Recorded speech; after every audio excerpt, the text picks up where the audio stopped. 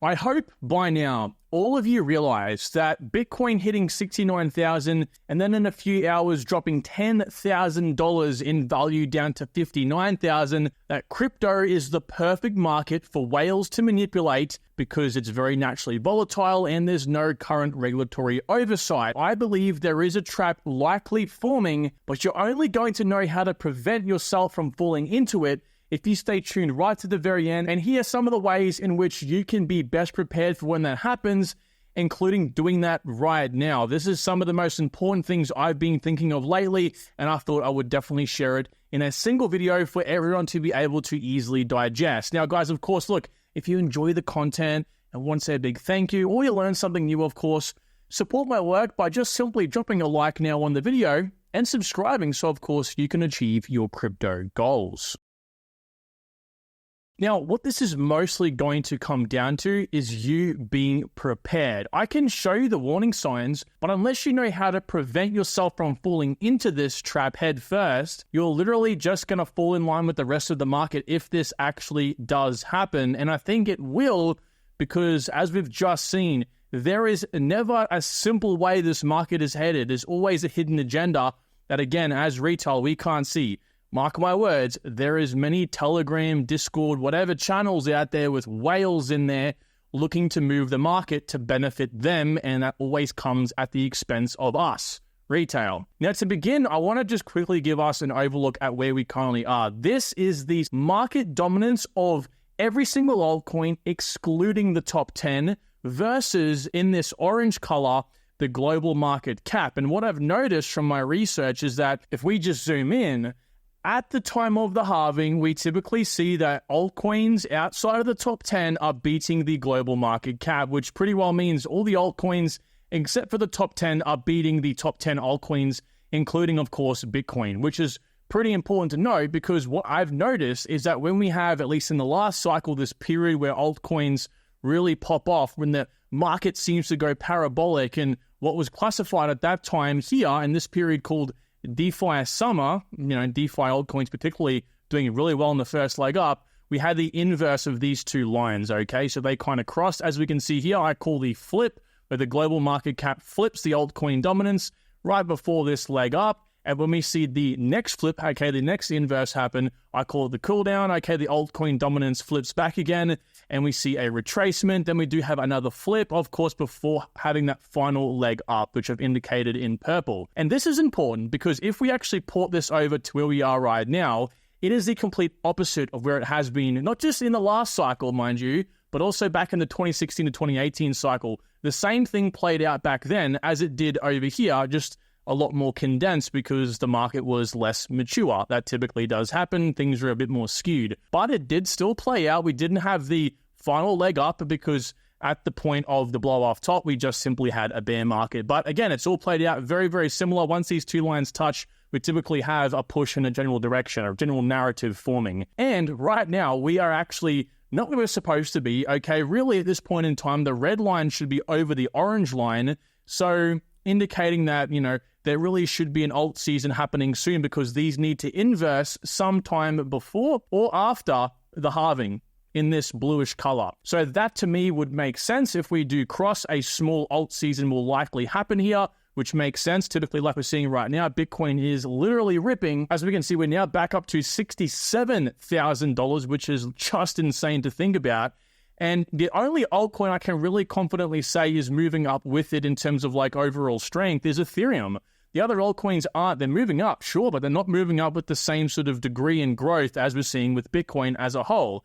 Now, you can kind of chalk this up to being the ETFs as a major variable. I'm just saying one important thing to take away from this video already is we can expect an alt season when these two definitely flip, as I've indicated on the chart.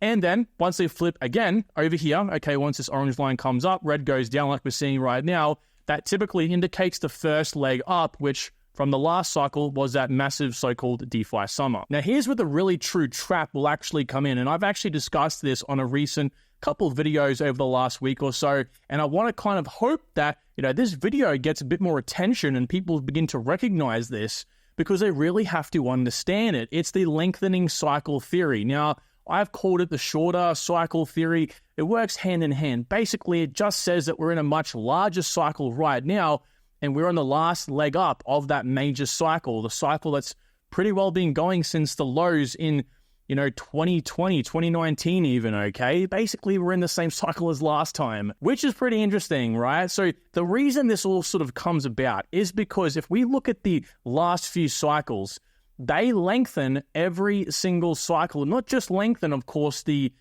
growth depreciates over time as well. So the very, very first cycle top over here from Bitcoin launching went up from the very bottom to the very top. It was about, I think, 300 or so days. And then we had an extension to about 700 days from the trough to the top in this second cycle. And then, of course, it lengthened even more and the returns diminished again in this bluish color, which was the 2018 cycle.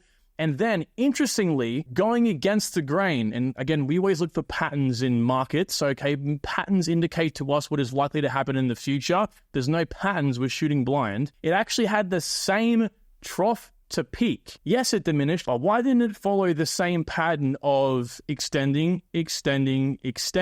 Why did it end at the same time? Well, again, you might think it's crazy to point that out and say, hey, it's, it might be X reason or Y reason. Well, in reality, again, we follow the trend. So there is actually a few theories behind why it didn't, and I want to really break that down briefly here because what this will actually lead to is a pretty jaw-dropping answer. So, cut a long story short, we're in a much larger Elliott wave pattern, which is impulse, correction, impulse, correction, impulse. It's a 5-wave theory. I really suggest if you are someone interested in learning more technical analysis to learn Elliott wave theory. It's one of my all-time favorites. Trading patterns, I learned this or tried to learn this as much as I could. I'm not a trader anymore, but this was most definitely something that I would recommend people learn. And so we were actually, at the time, you can forget all this price. This is where we have been the last so-called bear market. At this time, a particular trader called Credible was calling that when everyone was screaming over here, Bitcoin 69,000, we're going to push up to 100K and have the blow-off top moment, which never came. He was saying, hang on a second. He believed, and he was calling this way back down here in like late 2019, early 2020, that we would have a fifth wave up here once we had this correction down to about $30,000 to $40,000, and then this final extension concluding a longer cycle. Again, that falls back in line with this lengthening cycle theory, because remember, the previous cycle ended the same point over here. So he was again thinking that we would, of course, extend up and probably fall somewhere down here at maybe, let's just say, a 4, 5, or 7 trillion global market cap. And as we know, we didn't even hit 3 trillion, basically. And so the reason we actually didn't, right, and we didn't stop falling where he predicted and we, came up, was because there was a few instances of global panic, right? Not just in crypto, but out of crypto. We had the FTX debacle, Luna, Celsius, and of course those US bank collapses. And what it fundamentally did was put us into what he believes, and actually it sounds like a very realistic thing, a premature bear market, right? It caused all this. What he has noted, though, is that we didn't invalidate this theory because we didn't break $14,000, and I'll show you in a second that would have possibly invalidated this Elliott wave theory pattern. So if it had played out, it might have looked like this, okay? So bounce, bounce, and bounce. We might have ended up somewhere over here rather than having all of this, and then, of course, came down like we had, and then moved into an even longer cycle this time around. Theoretically speaking, we would still be in the midst of a bear market right now. There's no doubt that Solana's recent airdrop and meme coin craze was a hot success that turned crypto degens into crypto kings and, of course, queens in a matter of moments. So when Smog, the goofy but just as money-hungry cousin of Smog, wanted to partner for today's video, I really had no other choice but to sit in the hot seat. Aside from the fact that Smog is built around a dragon whose goal it is to be the king of all meme coins, it's designed to fit perfectly between two of Solana's huge aforementioned narratives, being memes and airdrops, taking advantage of the ecosystem's growth to offer its token holders passive returns,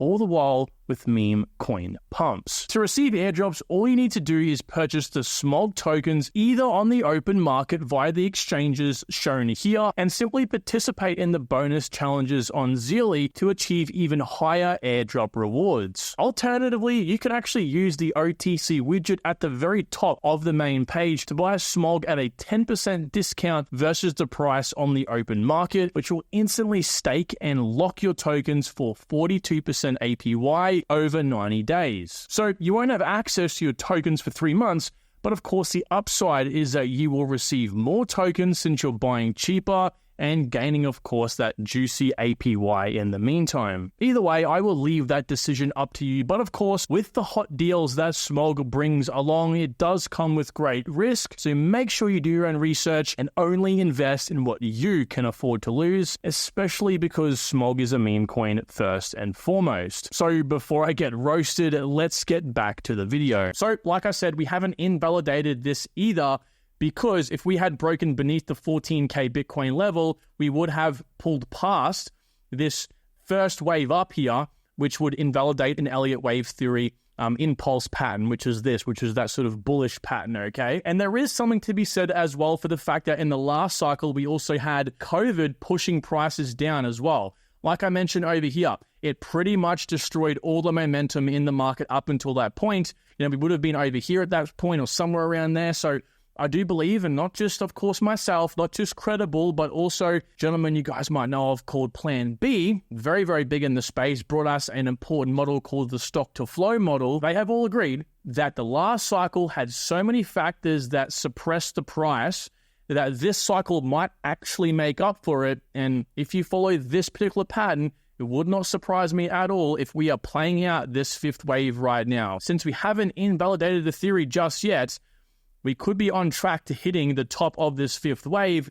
still in this 5-year cycle, which means that we might have a premature bear market, a true bear market, if that's even a thing at this point, which could shock a lot of people. You can only imagine the panic that would be caused in Q3 or Q4 of this year if we decided to crash suddenly and everyone was expecting us to go up to, we might hit, for example, 7 trillion global market cap, but, 10 trillion or more. People would still argue, hey, that was the natural cycle ending, but in reality, this lengthening cycle theory has just played out. If you ask me, I actually think this makes the most amount of sense. And the reason why is because the 4-year cycle theory makes sense, right? When you think about it, every 4 years, Bitcoin halves. We have 2 years of bullish momentum, 2 years of bearish momentum. But at the same time, I think we all pretty well have known for the longest time here that that isn't sustainable. You can't have a whole entire market running off an event that is going to diminish its power over time. And the fact that people know the Bitcoin halving is about to happen and therefore they buy the rumor and maybe even sell the news, or to some degree anyway. And also, again, the market won't beat to the same 4-year drum forever. It won't work like that, okay? This market will mature, thus lengthening. The top to top will lengthen as that theory, depicts. And of course, as we know, returns will diminish. And it's indicated by this logarithmic chart here as well. So all in all, it's just a theory, but it's a theory that will destroy people if it does come true. And just remember, guys, insanely bullish articles published at a time of mass greed, or likewise a horrible article published, right? A FUD article at a time of extreme bearishness is typically an indication that move is about to switch. Like this was propagated a few days ago, only 40 Bitcoin left on exchanges. I mean, what does that even mean? That is absurd to even see on a title of anything. It doesn't make any sense at all. So what's the takeaway out of all of this? Well, for one, if you do have any altcoins, which I think most of us do, just know that FOMOing into them isn't a smart idea. Yes, I believe an alt season is about to happen. I think Bitcoin's doing its thing. It's ripping right now, taking the headliners, but we are likely to see a decent retracement coming here soon, which altcoins, at least historically, should take more precedence. Of course, only iffy factor in that is these ETFs might play a bit of a different hand in the outcome of this. We will see. And also, of course, guys, just remember, we might have one big massive leg up here, that fifth impulse wave, which might mean that we come down sooner than expected. So what am I saying here? Well, there's actually two things. This is where you can really get screwed over. This is where I've been thinking a lot recently, and I mean a lot. You need to position yourself correctly here because you can get effed. Here is the math behind it. Number one, tax, the silent killer. This has been my biggest point of contention with this theory recently.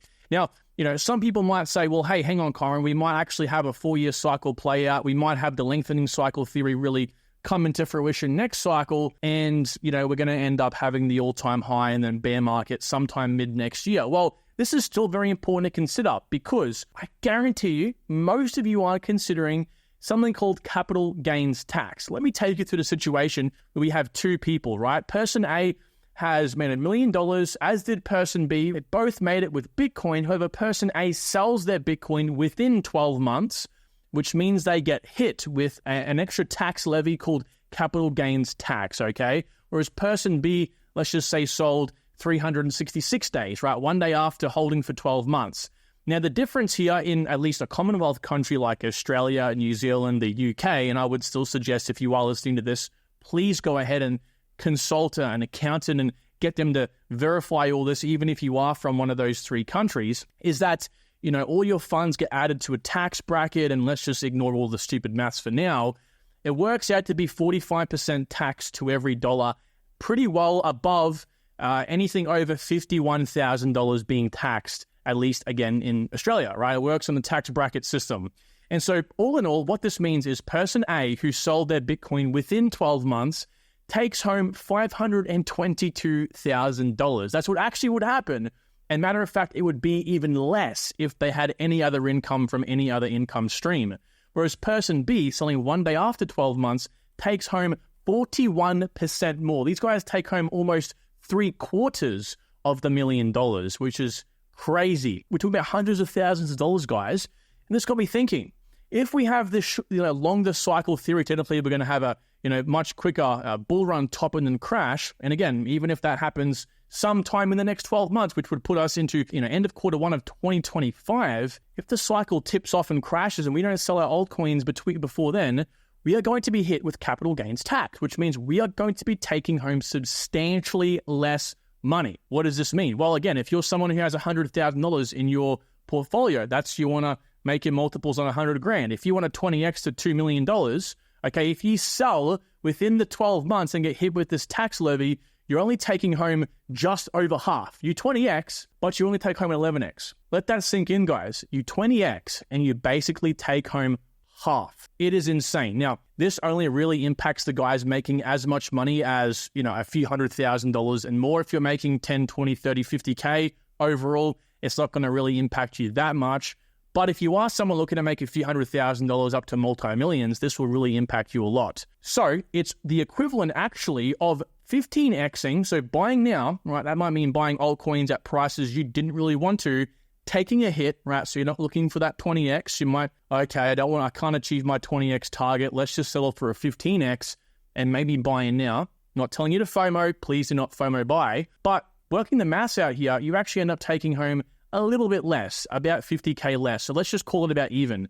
So 10.5x and 11x is the difference here. Yet you've 20x and you've 15x. So what is that really saying? Well, of course, that is just simply saying you are better off, not FOMOing in. Again, guys, what I'm going to tell you in a second here is looking for a lower multiple that will allow you to get in now rather than possibly waiting 6 more months so that you can increase your max entry price. Then, of course, it just means you get out with more money, all right? Obviously, this is a little bit less money, but if you made this a 16x, you'd be making more money than the guy looking for a 20x because this poor bugger has been copped with so much more tax. And it doesn't mean just having to buy your altcoins now and maybe get a little bit scared and fearful and maybe just start buying a little bit crazy. Again, I do not recommend you do that, but it may be worth considering the fact that every day that goes by, if you're looking for a specific entry level to achieve something like a 20x, hey, maybe it hits in the next month or 2 months or 3 months, but maybe you are 1 or 2 or 3 months under the 12-month minimum hold for, missing out on capital gains tax. Therefore, all those multiples, all that waiting that you've done to hit that nice entry level has been for nothing. So it's just definitely worth considering. The second thing here, of course, is knowing when you need to buy and how much depending on your risk and ROI. This is a fundamental principle I teach on the channel, basically assessing what coins you can buy based on what you're willing to lose in the market. How much can you lose of your portfolio? Mark the percentage down. If you can only lose 10% of your portfolio, well, that means you need 90% of your altcoins to be in these two categories of market cap and only 10% in these projects, which means you have 90% in these coins and you have only 10% in these coins over here. It allows you to have a combination, if you will, of preservation and wealth creation. It always boils down to what you're willing to actually look for in terms of multiples. You want to materialize your target. For myself, my goal is to make $2.3 million just to the fact that I can buy, 4 properties outright, maybe 8 properties or 12 properties, and, obviously buy, small fractions of them and then lease them out to make a net income of $80,000 a year. I want about $200K to reinvest, account for some tax, of course, if I play my cards right through my business, and then I'm going to reach my target. So that's a 28x. You're thinking to yourself, okay, Kyron, well, I can realize my gains, Again, realizing your gains isn't, I want a 20x just because I want a 20x. Put some actual substance behind the multiples. But if you're like, well, Kyron, I don't really know if a 20x is going to be worth it for me, or a 28x in this case. What I personally did was think about reducing or increasing that buy entry level, is forecast your budget over the next 6, 10, 12 months. I really wouldn't push it past 12 months, which is a budget calculator. Forecast that, and then figure out how much you can, afford to invest into crypto. It should always be expendable income. It's not your savings. Always put that aside. It's expendable money you can afford to lose. Maybe stop drinking as much coffees during the week, for example, which could have a course over time for someone like myself. I might be able to put $100,000 over the next 10 months in, which means rather than looking for a risky 28x, I can reduce my risk and look for only a 14x. It's 50% less risk. It allows you to, again, come over here, move up this max entry level price, which just means that you can, of course, hopefully avoid capital gains tax. Yes, I can say the words avoid, because capital gains tax is a very predatory thing in my opinion, and also allows you to, of course, get those gains in. Now, if you're thinking to yourself, oh, that's too hard, Kyron, you're telling me I'm going to have to work out my weekly budget and then go, okay, I'm going to earn $50 extra a week, multiply that by, let's just say 10 months. That's too much work. I have to factor in all this stuff. I'm sorry. I really am sorry, but I do not want to hear it at all. You're in an industry where it's designed to make you the quickest and easiest money in the world, and yet you're still lazy enough to not do the bare minimum. So I don't want to hear it. It's tough love. I'm here for you. I'm not saying this it doesn't benefit me saying this. It's here to help you. Please do it. If you can forecast the amount of money you're getting in and then expect less multiples back because you have more starting capital, if you will, it's going to make your life so much easier. So everyone, that will conclude today's video. I hope you have enjoyed, and I would really appreciate if you have enjoyed the video to, again, support my work by dropping a like on it. Really helps me out a lot. But importantly, guys, I hope you have a great rest of your day. Talk soon. All the best for this coming bull run. See you tomorrow. Bye.